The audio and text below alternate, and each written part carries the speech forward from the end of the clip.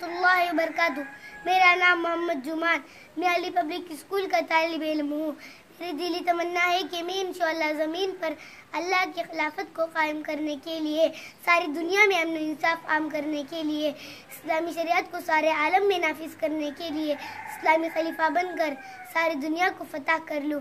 ऐसा खलीफा जिसका मकसद सिर्फ रज़ाई इलाही हो, जो अमन का दाई हो, जो जुल्म को कुचलाने वाला हो और इस्लामी शरीयत पर ख़ुद भी अमल करने वाला हो और इस्लामी शरीयत के मुताबिक हुकूमत करने वाला हो। इस अज़्म को दिल में लेकर मैं आगे बढ़ रहा हूँ और अपने अंदर कायदाना सिफत पैदा कर रहा हूँ।